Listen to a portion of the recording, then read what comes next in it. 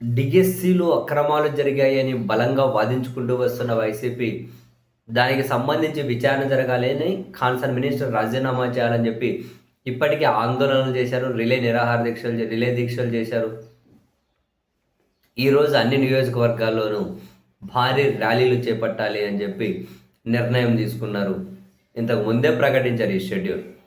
అయితే ఖచ్చితంగా ఈరోజు నియోజకవర్గాల్లో చేపట్టబోతున్న ర్యాలీలు అనే అంశం ఏదైతే ఉందో, ఇది వైఎస్ఆర్ కాంగ్రెస్ పార్టీకి ఒక కఠిన పరీక్ష లాంటిదే.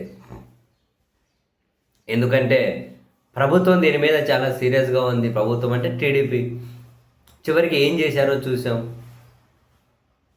రిలే దీక్షలు చేసే వైసీపీ ఆ దీక్షల దగ్గరికి వెళ్ళి టెంట్లు బీకేసి ఆ వేదికల మీద పోసి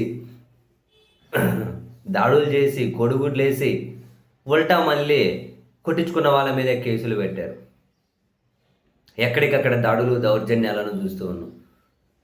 రిప్లైగా అంటే వైసీపీ నిరసనలకు కౌంటర్గా అన్నట్టు 2025లో టీచర్లు అని చెప్పి కొందరిని తీసుకొని వచ్చి కర్నూలులో ఒక ఆత్మగౌరవ ర్యాలీ అని చెప్పి ఒకటి చేయించారు. ఇటువంటి పరిస్థితుల్లో ఎట్టి పరిస్థితుల్లోనూ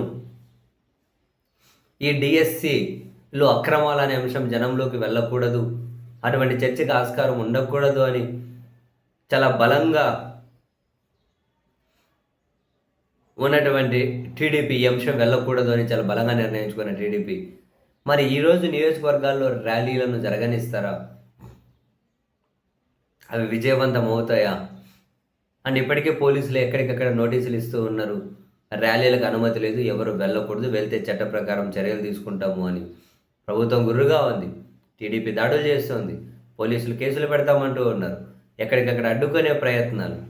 ఇటువంటి పరిస్థితుల్లో వైఎస్ఆర్ కాంగ్రెస్ పార్టీ దీన్ని విజయవంతం ఎంతవరకు చేయగలుగుతుంది అన్నది ఖచ్చితంగా వెరీ ఇంట్రెస్టింగ్. ఈ ఆంక్షలు, అడ్డంకులు, బెదిరింపులు, ఇవన్నీ దాడులు, వీటన్నింటినీ దాటుకొని ఈవెన్ ప్రజల వైపు నుంచి కూడా మద్దతు కావాలి. ఒక శ్రేణులు ఒకటే పాల్గొంటే కాదు. సో ఆ శ్రేణులు, యువత, నిరుద్యోగులు ఈ ర్యాలీలకు ఎంతవరకు సంఘీభావంగా నిలుస్తారు, ఎంతవరకు మద్దతుగా నిలుస్తారు, ఇదంతా చాలా ఇంట్రెస్టింగ్. చూడాలి ఈరోజు ఏం జరుగుతుందో.